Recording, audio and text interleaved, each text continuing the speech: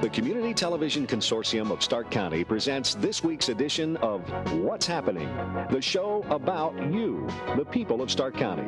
And now your host, Natalie Gelfo. Hello, Natalie Gelfo, filling in for Susie Vitale. I have with me now Jack Topolowski, and he is the General Chairman for the 1996 Pro Football Hall of Fame Festival. Welcome. Thank you very much. What were your goals for this year's Hall of Fame Festival? Well, other than to throw a really fantastic festival, internally what we tried to do was to free up our chairman a little bit, ask them to be a little bit creative and take some liberty with their events. So I think you'll see some new and different things with the events that we hope will improve it for this year. Great. What will be special for this year for Canton? Well, obviously for Canton, it's going to be Dan Deerdorf. The Pro Football Hall of Fame Museum has to treat all the inductees the same. However, Canton doesn't have to treat Dan the same, so we will obviously be paying a lot of attention to Dan as a community, I suspect. Oh, yeah. When did you start planning next year's festivities? Actually, the planning starts immediately afterwards. And those first meetings are critique meetings of the previous year's events. So each chairman has to get his committee together and just critique all what went well and what went wrong. And that document is used by the following year's committee as a starting point for making their event plans. Mm-hmm. So you just have roundtable sessions where you just talk about what happened in the Every committee is expected to produce a critique of how things went for them in '96.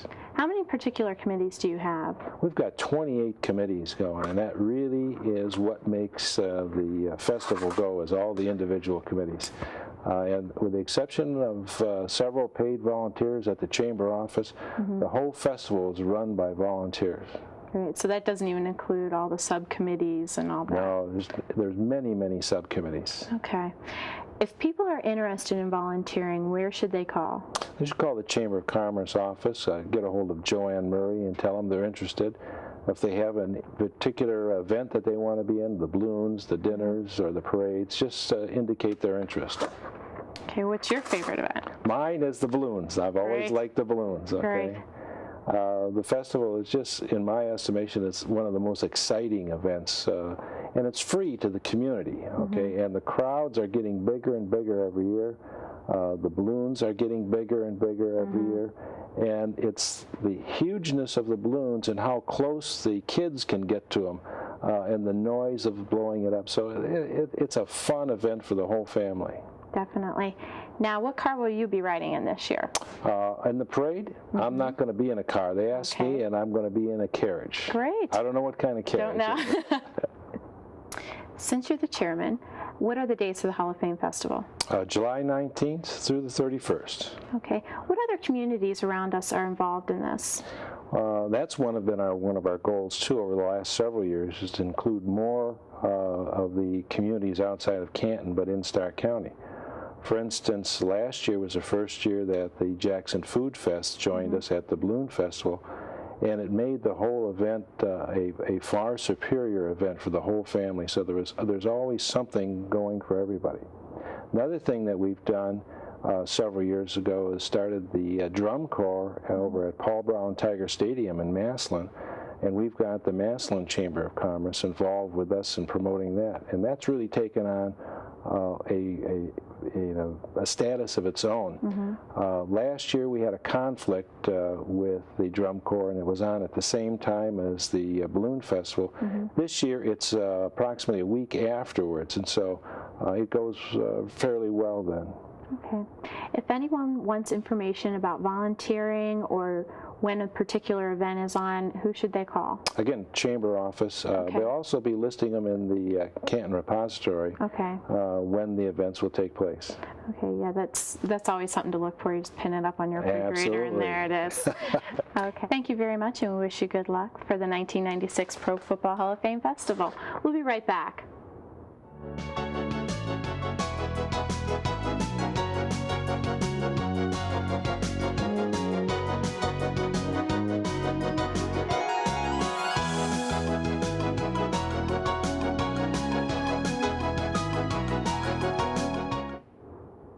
Welcome back. Right now I have with me Janet Creighton, the Mayor's Breakfast Committee Chairman. Now, how many years has the Mayor's Breakfast been part of the Hall of Fame festivities? I believe the Mayor's Breakfast has been around for probably over 25 years. Okay. When will the Mayor's Breakfast take place? The Mayor's Breakfast takes place on Friday, July the 26th, at the Civic Center. Oh, wonderful. Who attends a breakfast? I would say that the majority of people that attend the breakfast are really men, but women are welcome, and more of the women come out. But it's basically businessmen and people that are interested in seeing the enshrinees for the very first time. Oh, great. Now, what time in the morning is that? Oh, it's early. You have to get up real early to come to this. We open the doors around 6:45, and the actual breakfast starts at 7:15, and festivities just start off just as soon as possible. But we try to get you out of there by 9 o'clock so you can get back to work. So it's breakfast. Yes, right. No brunch. Okay. Now, where can people get tickets? Tickets are available through the Canton Chamber of Commerce, and I would suggest that they give them a call to find out if tickets are still available. What do you have new going on this year? Some new things. Basically, the breakfast, it's really the kickoff to the whole weekend. This is the first time that you see the enshrinee, so it's kind of the enshrinee's baptism, if you will. So the newest thing that I could tell you about at this time is that the speaker this year, who we're still working on, but I think it's going to be somebody that'll be real exciting, we're going to bring the speaker closer to the people instead of putting him behind a podium. We're going to bring him down closer to the people right on the main stage. So that's probably the biggest change that someone would notice that has been to the breakfast before. Now, what's the setup in the Civic Center? Where are you set up? Well, the Civic Center there's a stage built on the floor, and that's really where the enshrinees, or when the style show takes place, we utilize that main stage. But the enshrinees come right up on that stage. That's the first time that people get to see the enshrinees, and I will share with you, after being on this committee for a number of years, it's the first time that the enshrinees see us, and they are overwhelmed. Really? They have thought through the years that when they've entered the McKinley room that this is the breakfast, or that they were just going to have a private breakfast with the mayor. They don't realize that between 4,000 and 5,000 people are there to greet them that morning, so it's kind of overwhelming for them too. Right.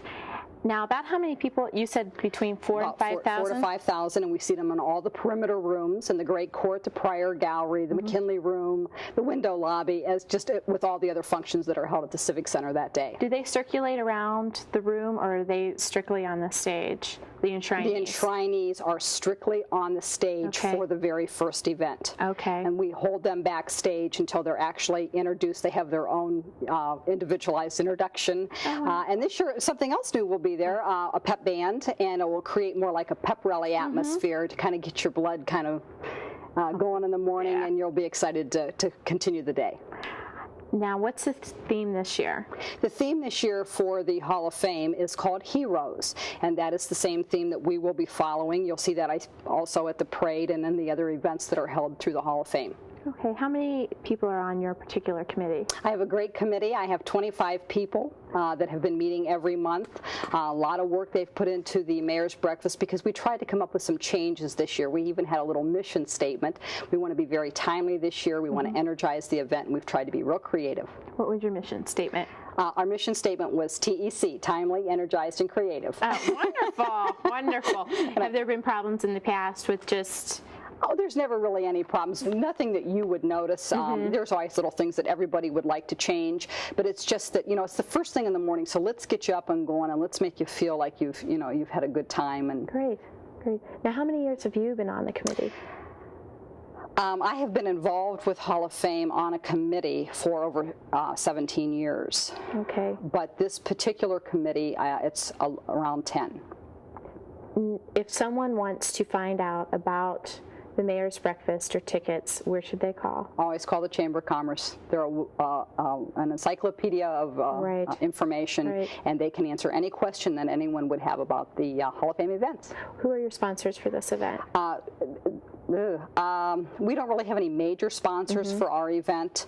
There's a lot of people that contribute their time and their monies to the Mayor's Breakfast, but no major contributor. Anything in particular for breakfast that's special? Oh, you know, everybody gets upset because we don't have eggs and ham, but it's fruit and it's wonderful pastries, pecan rolls, and a glazed croissant this year. And fruit, it's a lighter breakfast. What do you have as your centerpieces? Our centerpieces will be the steins, and those are collector's pieces. The steins have the pictures of the 5 enshrinees and the heroes insignia, and they're very special. They're collector's items. Great. Now, will you be giving those out as prizes? Or? There'll be a prize. I'll pick a number, but I can't tell you what the number is today. Okay. And then they'll be available for sale after the breakfast at the event. Great. Well, listen, thank you very much for coming. Hope to see you. And we'll be right back.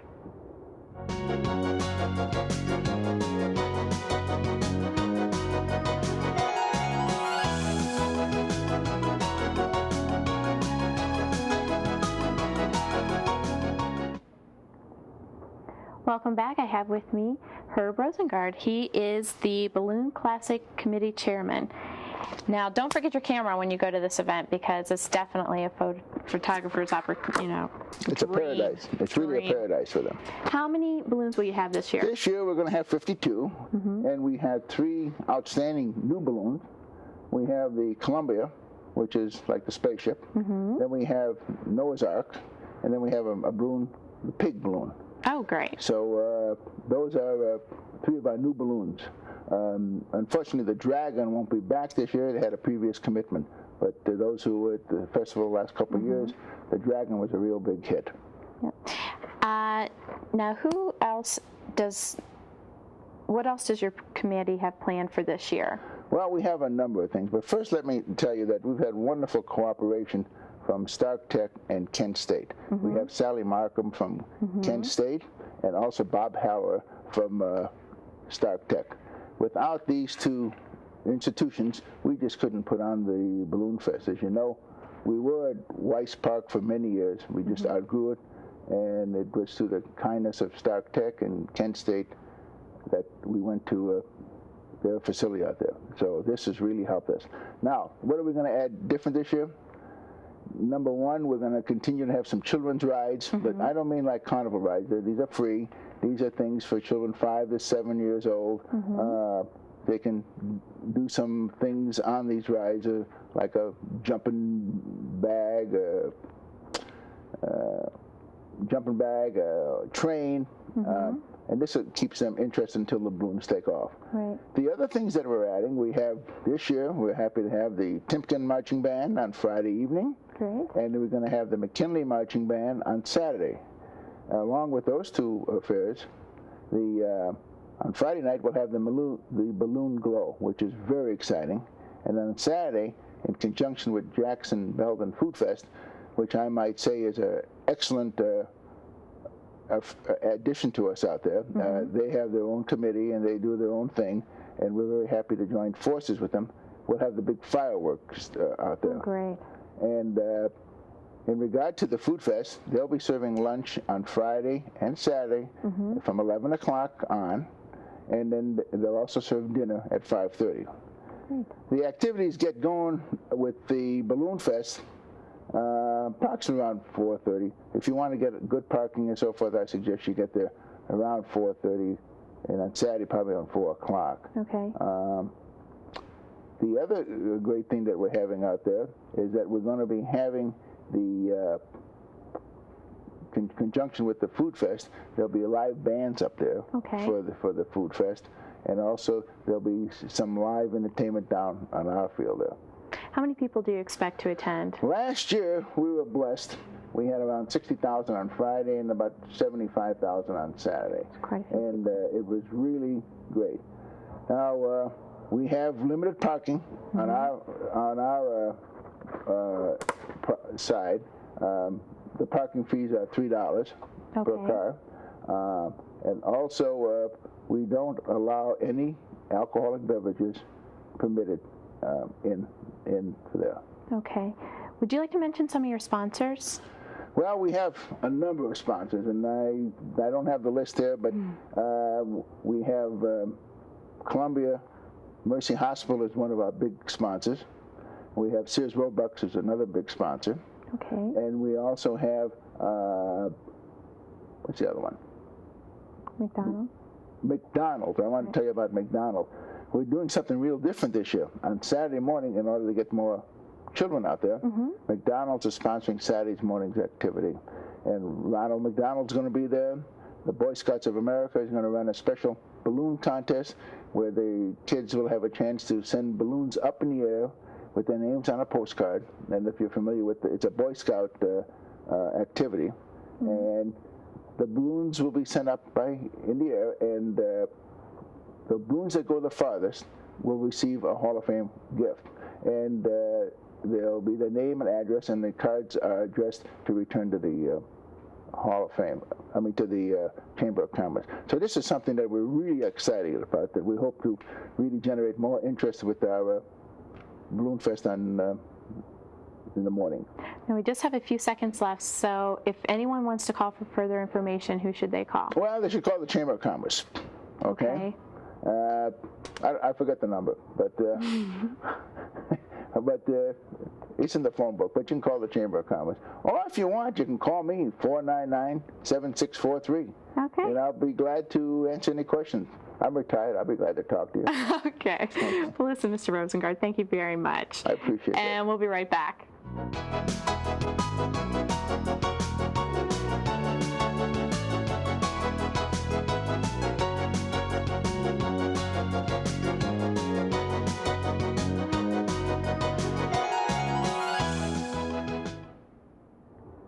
Welcome back. I have with me P.J. Lamuel, and he is the Pro Football Hall of Fame Festival Fireworks Chairman. So what do you have planned for this year? Well, this year we have, as in past years, the Air Force Band of Flight will be playing this year. And then, of course, we have the largest fireworks in northern Ohio after they play. Okay. What kind of vendors will be there this year? Well, this is the first year we're going to have food vendors, and what we're going to have is more or less a carny-type food as a supplement to ribs, and it'll be French fries, ice cream, hot pretzels, and nachos and cheese are just some of the vendors we're hoping to have. Those we're having for sure, in fact. Great, great. What activities do you have planned for kids? Well, we do have children's activities this year, and this year we decided to make an emphasis more on activities that they can be involved with, and that's going to be face painting. They can come to a tent, and we'll have the face painting done there, and they should enjoy that a lot more than just watching something. Right, right. What time will that be going on? That should be running from 7 to 8:30 p.m. is what we're planning on for that. Great. Now, what days will this be going on? And this is only Thursday, July 25th. Okay. This Downtown? will take place. Well, this will be at 9th and Market North, near the Cultural Center. In that area is where our main stage is at. So it's a little away from It's not too far away. It's about 3 blocks that you can walk down, have dinner at Ribs, and then come up to our show afterwards. Right. What station will be simulcasting? Well, this year, as in the past few years, will be K105. They're an FM station, country. They've given us great support, and we really appreciate having them there. In fact, they're going to simulcast our event over the airwaves. The fireworks are synchronized with a tape that's going to be pre-made, and the fireworks will go along with that tape, and you'll follow the musical format of that, and you should be able to understand that as you watch it. We'll be on their station at 10 o'clock, and also we'll simulcast that same tape from the fireworks stage so anybody downtown can hear it, and at the Rib stages, their north and south entertainment stages. Great. Now, parking always seems to be a problem. There's plenty of parking. Okay. Plenty of parking. There's a lot of surrounding parking lots. I know, like, our business is only 4 or 5 blocks away from there. We have people that park at our place even and watch it from there. There's plenty of parking lots available. Just businesses are very understanding about that in the surrounding area, off of Walnut, off of McKinley Avenue, even Cleveland Avenue down in toward the Rib spur off downtown. There's a lot of parking lots not used in the evening. Where will the fireworks be shot off from? The fireworks will be shot off from the roof of the Cultural Center. In fact, from the parking deck is where they'll take off from, and you should have a good view of them from around the area. Great.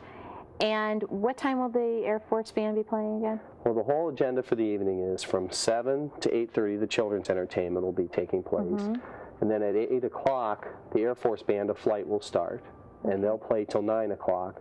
And take a 20-minute break, and at that time we usually introduce our sponsors and any celebrities that come in town for that, and those celebrities haven't been determined yet, so I can't give you those names. But, and then from 9:20 till 10 o'clock the Air Force Band will play, and then they'll lead into the fireworks display at 10 p.m. Okay. Who are your sponsors? Well, this year we have 7 key sponsors that help pay for the fireworks, really. They are Fisher Foods, K105, which is the radio sponsor, Pepsi, Hires, Crush, Sugardale, and Kraft Foods Incorporated. Right. Now, if anyone wants more information, where should they call for? They should call the Chamber of Commerce. They'll be glad to give them any help they need with that. Okay. And how many people are in your committee in particular? Our committee is about 20 to 25 people, and we have a lot of volunteer help that day that comes in and assists us also, but the core committee is 20 people. Great. And when did you start planning for this? Oh, we started back in September, like most of the committees do. There's a lot of work involved in setting up the layout. We spoke with Zambelli International, who is our fireworks sponsor, or fireworks launching people, and work with them on the show. Now, where can people not go around the Civic Center? Well, we do have a drop zone, which is from 12th Street north. On the west would be Cleveland Avenue. The south would be 9th Street. And on the east would be Walnut Avenue. That area is our drop zone for the fireworks, and no one can be in that area after, I think it's 8 o'clock, if I remember correctly. Okay. You previously mentioned vendors. Now, where will they be located? Well, most of the vendors will be at 9th and Piedmont, which is, as you're looking at the stage, to the right of the stage. And there'll be 3 or 4 vendors there, and then there'll be hot pretzel vendors at 8th and Market, and then also at 9th and Court. Great. Now, what kind of beverages will you have available? There'll be soda, which will be put on by Pepsi and by Cotton Club, which owns Hires and Crush, and then also have bottled water there, and there'll be 3 booths for them. Oh, great. That's different. Oh, yeah. Water's a very popular commodity down there on those hot evenings, especially after last year. And there'll be 3 booths there, and they'll be at those same locations as the vendor booths. They'll be put around in various places. Great. And there are cash booths, of course. You don't need tickets or anything like that. Now, we just have a few seconds left, so one more time, what number should people call if they want any information with the face painting or anything that's going on? Okay, the Chamber's number is 456-7253, and they'll help you with any other questions anybody else has. Okay, great. Thanks, PJ. Thank you. We'll be right back.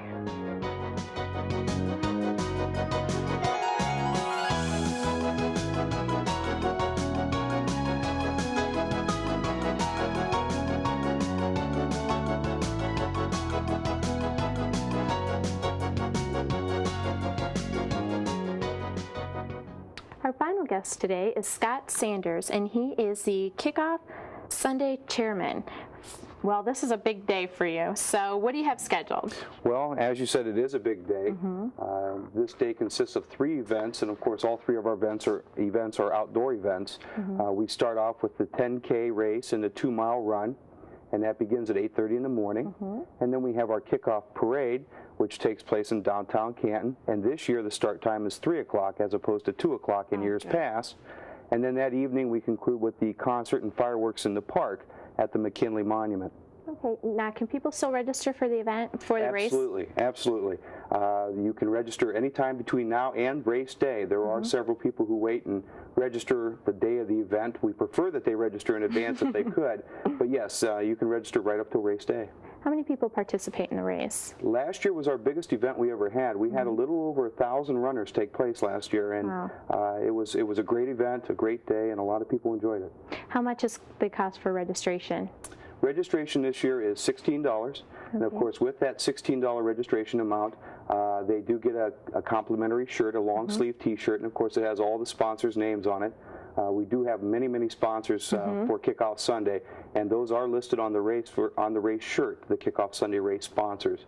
And of course, after the race is concluded, we do have a complimentary party at the poolside there at the Hall of Fame Fitness Center, where the race begins and concludes. And that's not only for participants, but also their families. There's food, and of course the swimming pool is available to anybody who'd like to use it. And also we have our awards presentation at poolside. Where does the race encompass? The race begins, as I said, at the Hall of Fame Fitness Center, and then goes through the streets of Canton, down into the Canton Park system. It does take place on the walking track, and then concludes back at the Hall of Fame Fitness Center at the end of the race. Great. What's new this year? New this year. Well, as I mentioned already, first of all, the parade start time is 3 o'clock. Now, one of the reasons that we have done this is because the concert in the park that takes place that evening at the conclusion of the parade, we've given it a family atmosphere. There's going to be a lot of festivities and entertainment prior to the concert in the park. The United States Marine Corps Band is who entertains us at the McKinley Monument that evening.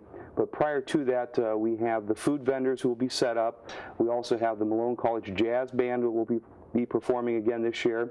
We also have jugglers.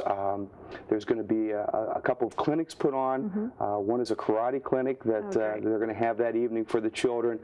There's also going to be a helium balloon that will be in the kickoff parade this year, and also that balloon will be taken down into the park area and into the McKinley Monument area, and will be tethered there up until the concert starts. Great.